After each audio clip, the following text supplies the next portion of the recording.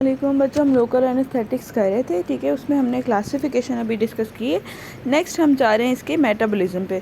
Metabolism में मैंने आपको एक बात बताई कि एस्टर्स जो होते हैं वो सारे के सारे सूडोकोलिनेस्टेजेस से जो हैं आपके मेटाबोलाइज होते हैं, कन्वर्ट होते हैं into highly soluble form in the plasma. ठीक है, और जबकि आपके अमाइड्स होते हैं सारे के सारे लिवर से मेटाबोलाइज होते हैं एक्सेप्ट प्रिलोकेन, ठीक है, जो कि किडनी और प्लाज्मा से मेटाबोलाइज होता है। उसके बाद नेक्स्ट हमारे पास फास्टेस्ट मेटाबॉलिज्म बायो ट्रांसफॉर्मेशन होती है प्रिलोकेन की, और स्लोएस्ट होती है लीवोप्रोपाकेन की। ठीक है, नेक्स्ट मैकेनिज्म ऑफ एक्शन आ जाता है इसमें blockage of voltage gated sodium channel. सबसे पहले इसका मैकेनिज्म ऑफ एक्शन होता है टॉक्सिन जो होते हैं परमानेंटली ब्लॉक कर देते हैं। ठीक है, और तीसरा मैकेनिज्म ऑफ एक्शन है progressively high concentration of local anaesthesia on a nerve impulse produce following effects. ठीक है, इसका नर्व्स का हाई एक्साइटेशन थ्रेशोल्ड हो जाता है। ठीक है, डिक्रीज कंडक्शन हो जाती है इम्पल्सेस की, decrease action potential rising level हो जाता है, डिक्रीज पीक लेवल हो जाता है। ठीक है, उसके बाद स्टेट डिपेंडेंट ब्लॉकेट आती है। स्टेट डिपेंडेंट ब्लॉकेट में हमारे पास दो टाइप्स हैं, वोल्टेज डिपेंडेंट और टाइम डिपेंडेंट। ठीक है, देन हमारे पास स्ट्रक्चर की बेस पे, स्ट्रक्चर जितना उसका स्मॉल साइज़ होगा उतना ही इसका rate of interaction with sodium channel ज़्यादा होगा। उसके बाद सॉल्युबिलिटी की बात आती है। सॉल्युबिलिटी में वाटर सॉल्युबल आते हैं जो उनकी एक्टिविटी कम होती है। ठीक है, क्योंकि वो वाटर सॉल्युबल होंगे, वो आयंस में कन्वर्ट हो जाएंगे, और इस तरह तो जितने आयनाइजेबल होंगे उतनी उसकी एक्टिविटी कम होगी। ठीक है, उसके बाद न्यूरोनल फैक्टर्स जो है वो जो ब्लॉकेट को इफेक्ट करते हैं हमारे पास तीन आते हैं। एक डिफरेंशियल ब्लॉक आता है, दूसरा इंट्रिंसिक ससेप्टेबिलिटी। ठीक है, उसके बाद एनाटॉमिकल अरेंजमेंट आती है। ठीक है, डिफरेंशियल ब्लॉक, ये तीनों बातें हम देखते हैं। एनाटॉमिकल अरेंजमेंट में आती है आपकी पोजीशन ऑफ द फाइबर, या जो है ना किस लोकेशन पे है, लोकेशन ऑफ द फाइबर। कुछ होते हैं प्रॉक्सिमल फाइबर जो होते हैं, जो वो सबसे पहले ब्लॉक प्रॉक्सिमल फाइबर्स होंगे, देन डिस्टल फाइबर होंगे। As compare to distal fibres proximal fibre पहले ब्लॉक होंगे, क्योंकि उसके अलावा जो है दूसरा एनाटॉमिकल अरेंजमेंट का फैक्टर आता है, या उसमें आता है कि स्मॉल साइज़ जिनका होता है या लेस डायमीटर होता है, माइलिनेटेड सेंसरी नर्व फाइबर्स होते हैं। ठीक है, उनके केस में क्या होता है कि ब्लॉकेट जल्दी होती है। ठीक है, और इजीली होती है एज़ कम्पेयर टू अदर्स। ठीक है, उसके बाद डिफरेंशियल ब्लॉक की अगर हम बात करें, इसके लिए कुछ टिपिकल लाइंस हैं। ठीक है, उसके अंदर ये आता है कि refers to clinical phenomena that nerve fibre with different functions have different sensitivity to local anaesthetic. ठीक है, मतलब कि जो कोई नर्व फाइबर जिस ऑर्गन तक जाना है वो उस पर डिपेंड करता है कि उसका क्लिनिकल फिनोमेना किस टाइप का है, तो उसका फंक्शन किस टाइप का है, उस लिहाज से उसकी ब्लॉकेट होगी in response to local anaesthesia. ठीक है, उसके बाद नेक्स्ट हमारे पास इसके क्लिनिकल यूजेस आ जाते हैं। क्लिनिकल यूजेस में हमारे पास सबसे पहले आता है एक्यूट पेन के अंदर। एक्यूट पेन के अंदर बच्चों एक वर्ड होता है एनाल्जेसिया, एक होता है एनेस्थीसिया। एनाल्जेसिया में क्या होता है कि सिर्फ पेन फाइबर्स होते हैं ना, वो इनहिबिट हो जाते हैं, जबकि एनेस्थीसिया में क्या होता है कि आपकी pain, touch, sensory, motor sensitivity सब कुछ ख़त्म हो जाता है। ठीक है, सब कुछ जो है ना फ़िलहाल के लिए इम्पेयर्ड हो जाता है, इसलिए एनेस्थीसिया ज़्यादा प्रेफर्ड किया जाता है देन एनाल्जेसिया। ठीक है, अब लेबर पेन के अंदर एक्यूट पेन होती है। ठीक है, उस केस में हम क्या करते हैं, पुडेंडल नर्व ब्लॉक देते हैं। ठीक है, उसके बाद एक होती है post operative pain. Post operative pain के केस में हम पेरिफेरल ब्लॉक देते हैं। ठीक है, जिस साइड पे पेन उसको जो नर्व सप्लाई करिए उसको हम ब्लॉक कर देते हैं। देन हमारे पास आता है ट्रॉमा के केस में, उसमें हम रीजनल एनेस्थीसिया देते हैं आईवी की फॉर्म में। तो किसी ट्रॉमा की साइड के ऊपर आप दर्द कम करना चाहते हैं, दर्द बहुत हो रहा है तो उस एरिया में। ठीक है, उसके बाद क्रॉनिक पेन के केस में हम क्या करते हैं, एनेस्थेटिक्स। ठीक है, एनेस्थेटिक जो होंगे उसके साथ क्या चीज़ हम देंगे, एक ना एक चीज़ साथ कॉम्बिनेशन में हमें देनी पड़ती है, जैसे ओपियोइड्स हो गए, एनसेड्स हो गए और एंटी कन्वल्सेंट्स हो गए, इनमें से कोई ना कोई चीज़ हम साथ में देते हैं। उसके बाद हमारे पास सरफेस एनेस्थीसिया होता है। सरफेस एनेस्थीसिया लोकल सर्जरी के लिए होता है। ठीक है, लोकल सर्जरी के अंदर ब्रोंकोस्कोपी अगर करनी है, उस केस में साइटोस्कोपी करनी है, फॉलीज कैथेटर डालना है, ठीक है, उस केस में हम देते हैं। ठीक है, माइनर सर्जरीज़ के लिए। उसके अलावा कुछ सर्जरीज़ होती है, जैसे डेंटिस्ट्री के अंदर टूथ एक्सट्रैक्शन करनी है उसमें, ठीक है, नेल एक्सट्रैक्शन करनी है, पोडियाट्री, ठीक है, आई सर्जरी के लिए रेट्रो बल्बर एनेस्थीसिया में भी लोकल एनेस्थीसिया हम देते हैं। ईएनटी प्रोसीजर्स के अंदर हम प्लेक्सस एनेस्थीसिया देते हैं। गायनोकोलॉजी के अंदर हम स्पाइनल एनेस्थीसिया देते हैं। ठीक है, ये सारी हमारे पास इसकी हो गए इसके क्लिनिकल यूजेस।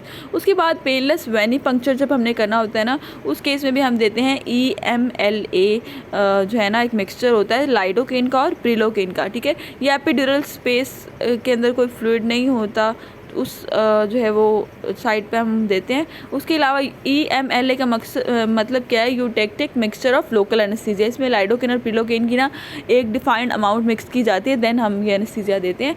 और उसके बाद हमने बायर्स ब्लॉक के केस में, IV रीजनल एनेस्थीसिया केस में हम इसको देते हैं, और इसमें एंटी एरिथमिक के केस में हम लाइडोकेन देते हैं। बच्चों ये बहुत इंपॉर्टेंट है, ये बात ये MCQs में आती है। उसके बाद स्पाइनल एनेस्थीसिया जब हम देते हैं L3 L4 या L4 L5, इन दोनों के दरमियान जो डिस्क है ना उसके लेवल पे देते हैं, ठीक है। कॉर्डल ब्लॉक सैक्रल हाइएटस के अंदर हम देते हैं, कॉर्डल एरिया में ब्लॉकेट देते हैं। उसके बाद type of epidural anaesthesia for perineal region, उसके लिए जो है वो देते हैं। और एपिड्यूरल के केस में अदर देन पेरिनियम T11 और T12 लेवल पे देते हैं, ठीक है। उसके बाद नेक्स्ट हमारे पास ये छोटा सा टेबल है कि कौन कौन सा एनेस्थीसिया के क्लास है जो हम किस किस टाइप में दे रहे हैं। डेंटल सर्जरी में हम मोस्टली प्रेफर करते हैं RT केन, ठीक है, और 20 मिनट उसकी हाफ लाइफ होती है। उसके बाद बुपीवा केन हम मोस्टली C सेक्शन में देते हैं, एपिड्यूरल गायनी नॉन गायनी दोनों केस में, और पोस्ट ऑप पेन के लिए और पोस्ट इंसिजन के लिए। उसके बाद हमारे पास कोकेन आती है, कोकेन हमारे पास ENT प्रोसीजर्स के लिए देते हैं। और क्लोरोप्रोकेन आती है, वो भी C सेक्शन के लिए यूज़ होती है। मेपीवाकेन प्रिलोकेन जो है वो स्पाइनल एनेस्थीसिया के लिए प्रेफर करते हैं। एमला जो होते हैं वो पोस्ट सैम्पलिंग के लिए यूज़ करते हैं। टेट्राकेन आती है फिर वो स्पाइनल एनेस्थीसिया के लिए वो भी, और लाइडोकेन जो है वो हार्ट से रिलेटेड दी जाती है, ठीक है। और उसके बाद बच्चों जो है वो लाइडोकेन हमने और भी एक जगह पढ़ी है, आपको याद हो तो हमने एंटी एरिथमिक्स में पढ़ी है, वो उस केस में हम देते हैं, ठीक है। अलॉन्ग विद बुपीवाकेन जब हम देते हैं तो स्पाइनल एनेस्थीसिया C सेक्शन के केस में देते हैं, एपिड्यूरल ब्लॉक के केस में IV, ठीक है, मिकोजल। उसके बाद लिग्नोकेन जो है वो हम फॉलिस के थिएटर डालने के लिए, NG ट्यूब डालने के लिए, ब्रोंकोस्कोपी और साइटोस्कोपी, इन सब केसेस में हम लिग्नोकेन देते हैं, ठीक है। उसके बाद बच्चों हम लोकल एनेस्थीसिया को सम टाइम वेज़ोकंस्ट्रिक्टर के साथ देते हैं। वो उस केस में हम क्यों देते हैं तो वो उसकी कुछ रीजंस हैं, ये यहाँ पे बताई हुई है। लाइडोकेन प्लस एड्रीनालिन जो है हम वेज़ोकंस्ट्रिक्टर्स के साथ क्यों दे रहे हैं, क्योंकि इसकी वजह से क्या होता है कि जो है ना टिश्यू कंसंट्रेशन लोकल एनेस्थीसिया की वो मेंटेन हो जाती है। फॉर एग्जांपल किसी जगह पे हमने लोकल एनेस्थीसिया दिया है, वहाँ पे वेसल्स की कंस्ट्रिक्शन हो जाएगी तो वो एरिया में आपका लोकल एनेस्थीसिया लोकलाइज्ड हो जाएगा, आसपास नहीं फैलेगा, ठीक है। ज़्यादा एरिया जो है वो उस लोकल एनेस्थीसिया के अंडर नहीं आएगा, ठीक है। उसके बाद पीक लेवल जो है वो क्विकली अचीव हो जाएंगे, जल्दी अचीव हो जाएंगे क्योंकि फैल नहीं रहा, ठीक है। उसके बाद सिस्टमिक टॉक्सिसिटी कम से कम होगी, ऑब्वियसली जब सिस्टमिक सर्कुलेशन में नहीं जाएगा उसी एरिया तक लोकलाइज रहेगा आपका लोकल एनेस्थीसिया, तो स्प्रेड इसका नहीं होगा। उसके बाद वेज़ोकंस्ट्रिक्शन जो है वो कुछ एनाल्जेसिक इफेक्ट भी देती है, ठीक है, वो ब्लॉकेड करके जो है वो ज़्यादा जल्दी एनाल्जेसिया वाला सिचुएशन जल्दी अचीव हो जाती है। और अल्फ़ा-2 पोस्ट एनेप्टिक रिसेप्टर्स क्लोनिडीन वगैरह, ठीक है। उसके बाद जो है वो प्रोफ्यूज ब्लीडिंग के चांसेस इसमें कम से कम हो जाते हैं, ठीक है। यहाँ तक हमारे क्लिनिकल यूजेस कंप्लीट हो जाते हैं। नेक्स्ट सिस्टमिक टॉक्सिसिटी है। सिस्टमिक टॉक्सिसिटी में कुछ जो है ना CNS टॉक्सिसिटी, सरकम ओरल जब हम देते हैं तो वो टंग नमनेस होती है।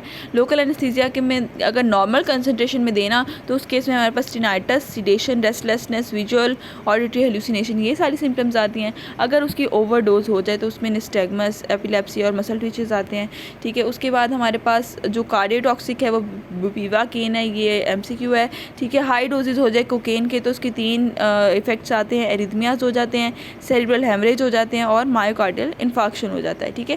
देन हमारे पास एस्टर्स जो है वो उनकी कुछ बात कर लेते हैं। ये जो है एंटीबॉडी फॉर्मेशन जो है वो उसका साइड इफ़ेक्ट जो है वो उसमें आ जाता है, ये एंटीबॉडी फॉर्मेशन होती है इसमें। और बेंजोकेन, लाइडोकेन और प्रिलोकेन इसमें आते हैं, ये जो है ना मेट हीमोग्लोबिनीमिया कराते हैं, ठीक है। उसके बाद लोकल एनेस्थीसिया जो है वो इन्वर्स डिफरेंशियल ब्लॉक, इटियोनामाइड जो है वो एक मिनट, हाँ, इचिडोकेन जो है वो मोटर फाइबर ब्लॉक फर्स्ट, ठीक है, नो यूज़फुल एट ऑल, ठीक है। उसमें मोटर फाइबर पहले ब्लॉक हो जाते हैं। उसके बाद अमाइड्स जो है वो एलर्जी करवाते हैं, एक मिनट, अमाइड्स में लेस एलर्जी होती है, हाई डोजेस पे न्यूरोटॉक्सिक होता है और histologic damage permanent function impairment करवा सकती हैं, ठीक है, हाई डोजेस पे।